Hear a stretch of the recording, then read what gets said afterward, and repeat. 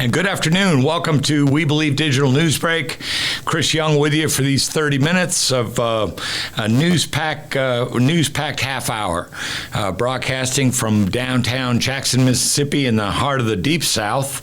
We do have a call-in number. That's 1-800-492-5186.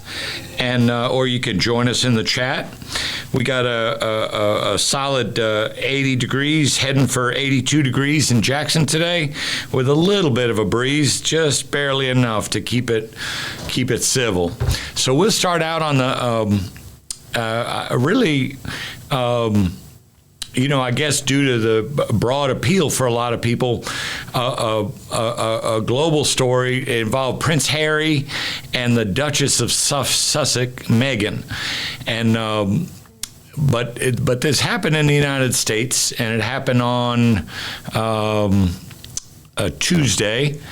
And what happened was paparazzi chasing them in the car for a 2-hour period of time. Near catastrophic car chase is the way it's described in the world news, and we have to remember that now they weren't hurt, nobody else appears hurt, but there was some close calls where they pursued them in a vehicle for over 2 hours. New York City police they had nothing to say about it right now. And it was back in 1997 when Harry's mother, Harry was 12 years old at the time, when she was killed in a similar circumstance that went really, really bad with the paparazzi chasing. So tough situation there. I'm glad nobody got hurt. The next story is about artificial sweeteners. And very interesting. I learned about these things early in life with something called saccharin. My mother used to take that, and she thought it would help her with her weight. So the World Health Organization has put out a statement that say that these alternatives to sugar, when consumed long-term, do not serve to reduce body fat in either adults or children. Continued consumption could increase the risk also of type 2 diabetes, cardiovascular diabetes, and mortality in adults. And you know what we're talking stevia and Sweet and Low, Equal, Splenda, the greens, the blues, the pinks, the yellows.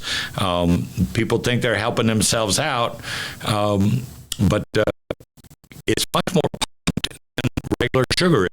So reducing the regular sugar and eliminating those artificial sweeteners, it seemed like the way to go if you got to have something sweetened up.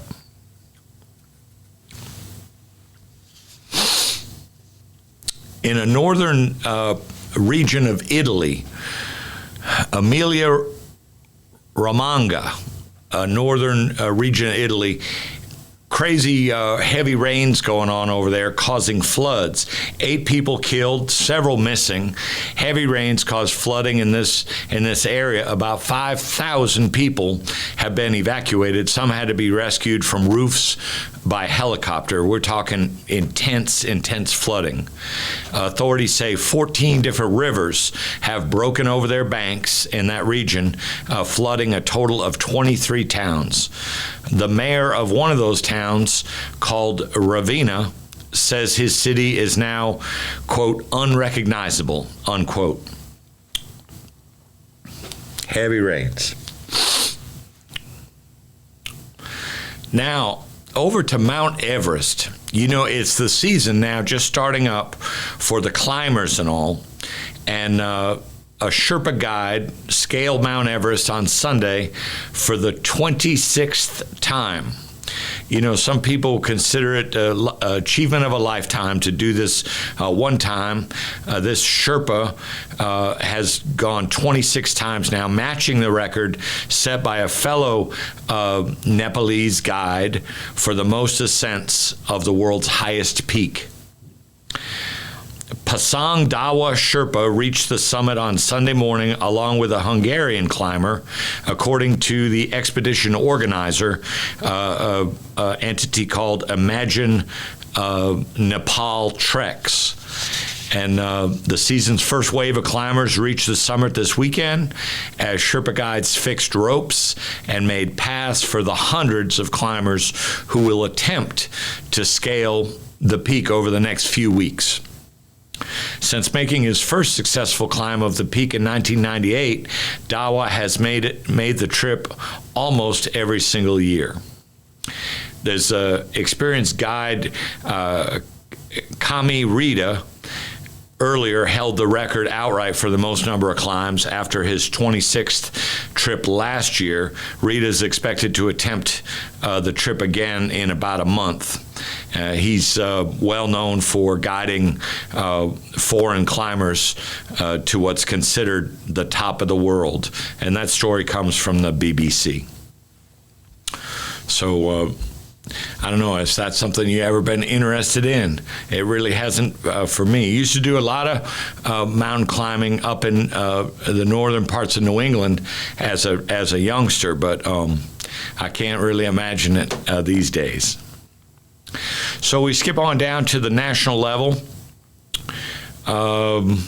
President Biden saying this morning that he's confident that the U.S. would avoid an unprecedented and catastrophic debt default. It's interesting. I saw a graphic last night on, I think it was MSNBC, where since 1960, the Democrats have raised the debt ceiling 29 times, and the Republicans have raised it 49 times. So, but they sure are making a big deal out of this. I guess it's just brinksmanship, trying to get spending cuts or different outcomes that can. A big picture, although they're going to try to raise the debt limit ceiling, that they'll do so at a slower rate than they have been, or something along those lines.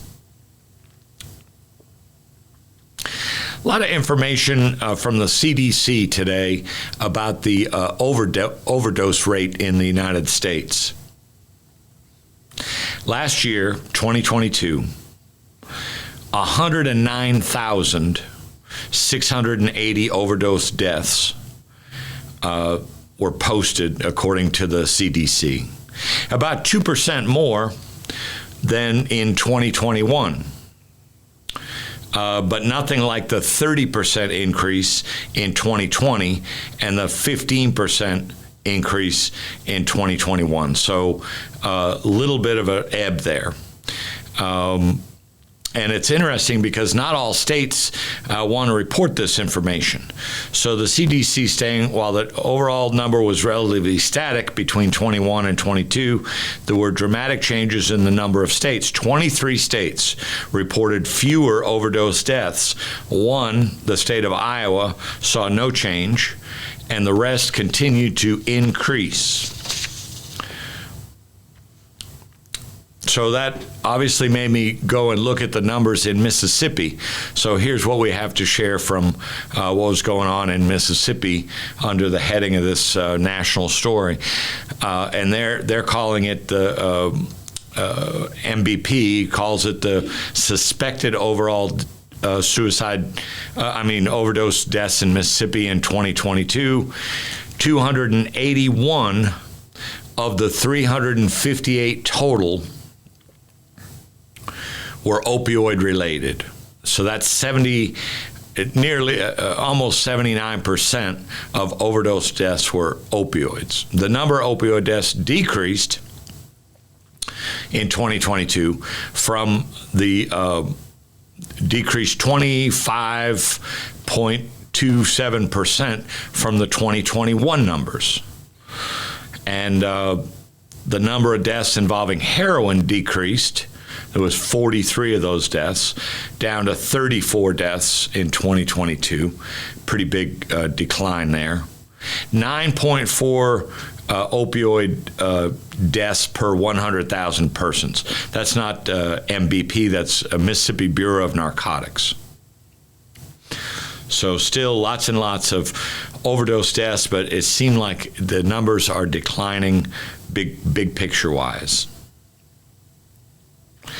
Got another story that really jumped out at me.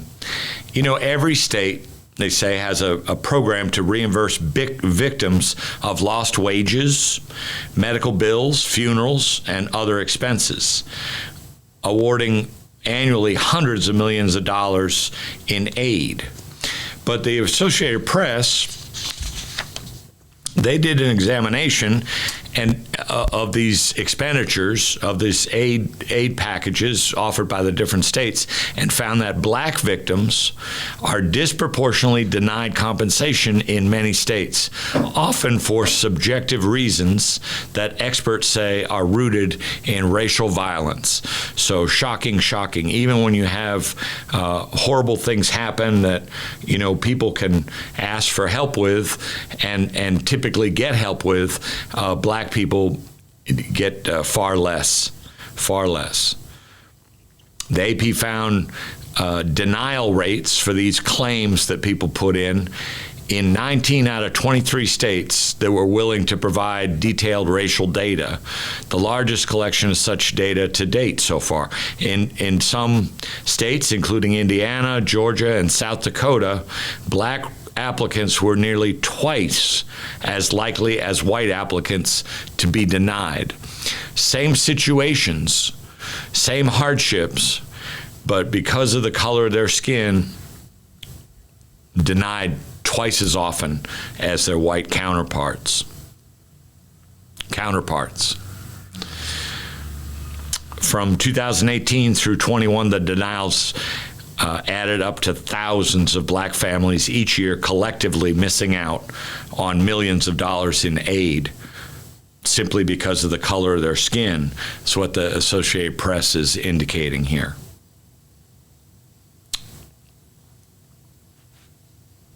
Never ends.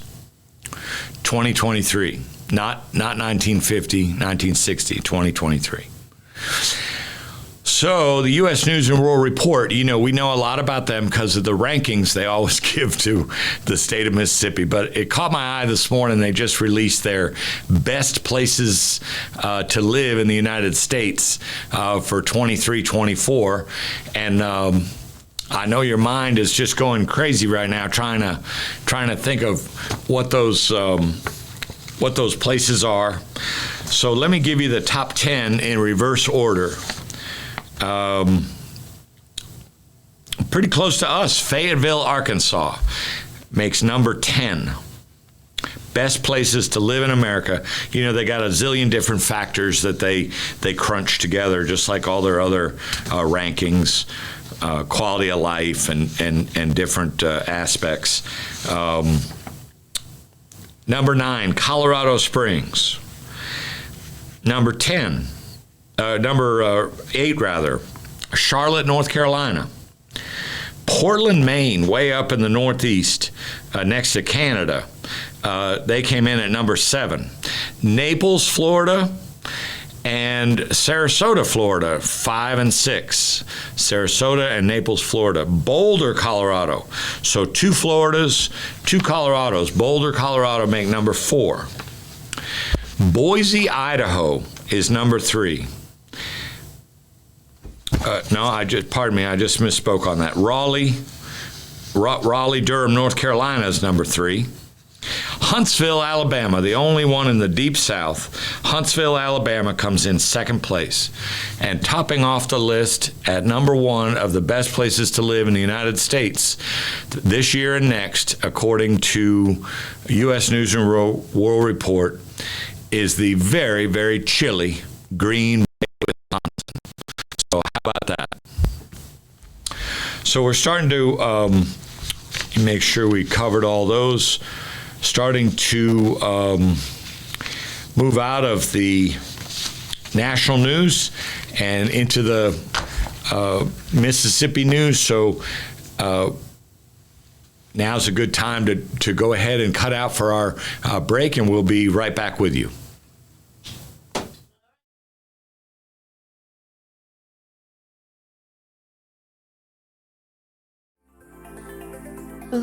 For the hottest content in the city of Jackson and surrounding areas, check out WeBelieveDigital.com. Also follow us on Facebook, Instagram, TikTok, and YouTube. We Believe Digital Podcast is here for all your podcasting needs. The Mississippi Link is an African-American female-owned newspaper with a trusted voice that is highly respected throughout the city, state, and nation. Our motto, Keepers of the Knowledge for People Who Speak the Truth, since 1993. Link significantly influences the thoughts, attitudes, and buying decisions of its readers. Call us at 601-368-8481 for your advertising needs. If you would like to receive a newspaper in the mail each week, our annual subscription is only $52 per year. That is only $1 per week for you to stay informed regarding many stories that you can only get in the Mississippi Link. Sign up today at themississippiLink.com and click on Home Delivery.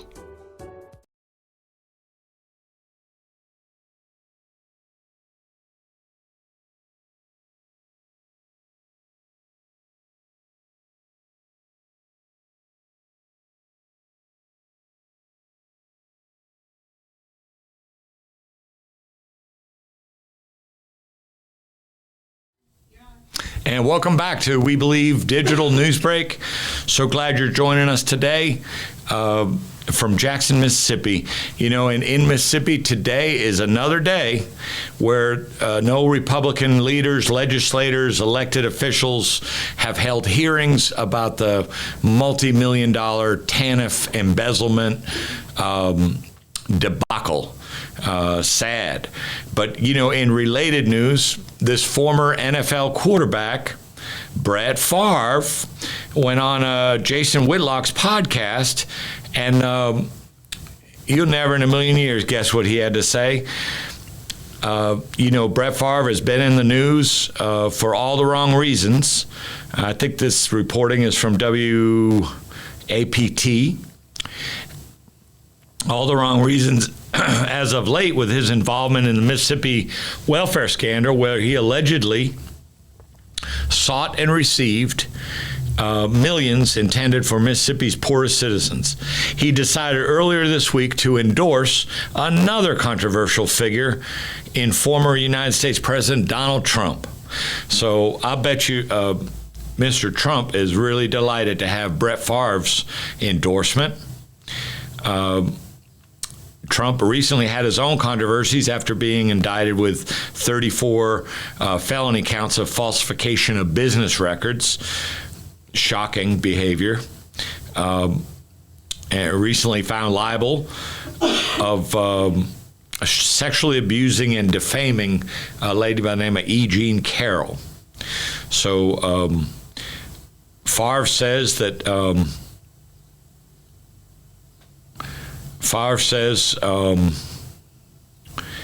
it seemed like Trump has the full support of the disgraced former NFL star.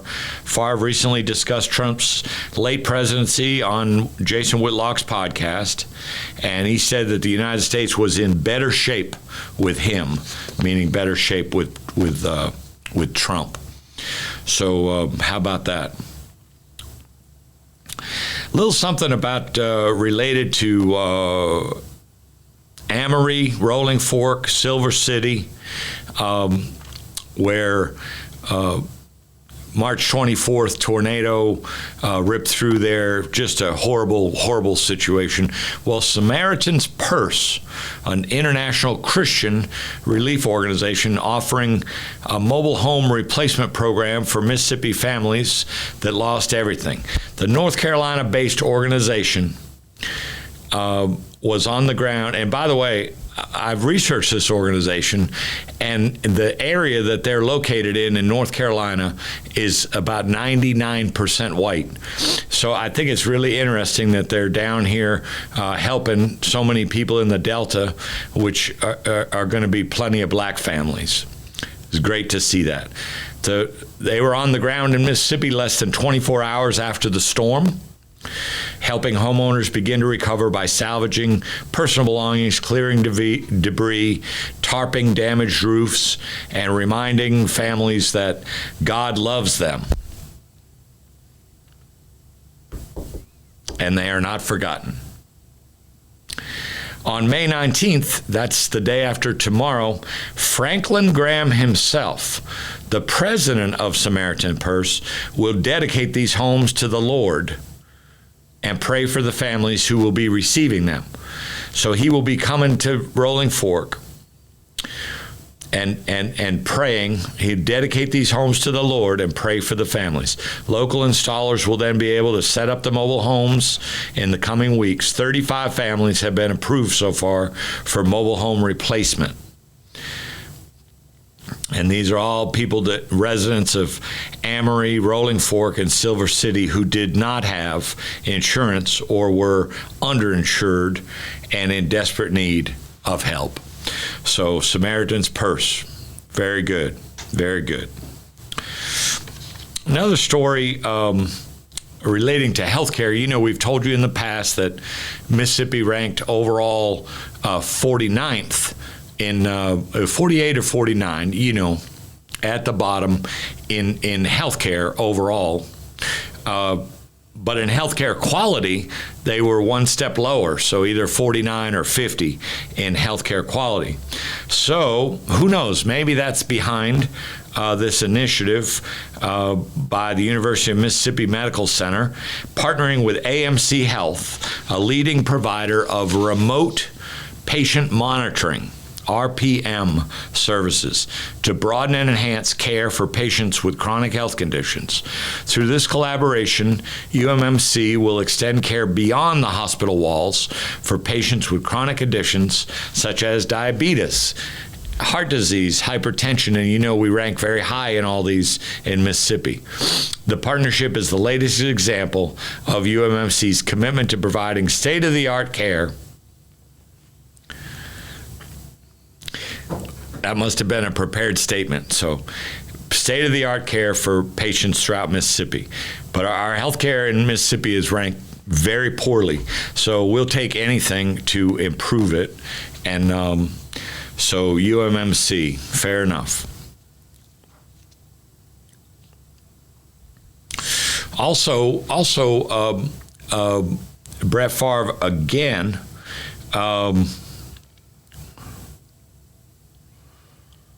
This retired NFL quarterback is asking the Mississippi Supreme Court. He's asking the Mississippi Supreme Court to remove him as a defendant in a civil lawsuit that seeks to recover millions of dollars of misspent, I love that word, misspent, welfare money meant to help some of the neediest people in the United States. In Mississippi, of course. In papers filed late Monday, Favre's attorneys argue that Mississippi Department of Human Services is making, quote, utterly meritless, unquote, legal arguments in suing Favre. You know, it was just April 24th, less than a month ago, when Hinds County Circuit Court Judge Faye Peterson denied Favre's request to be moved from the lawsuit.